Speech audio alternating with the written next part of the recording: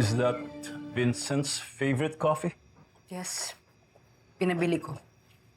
Because this is his favorite coffee kapag nagpupuyat siya. Kapag pinagsasabay niya yung grad school at yung pagpapatakbo ng business natin. Nakikita ko talaga yung sarili ko sa kanya noon pa.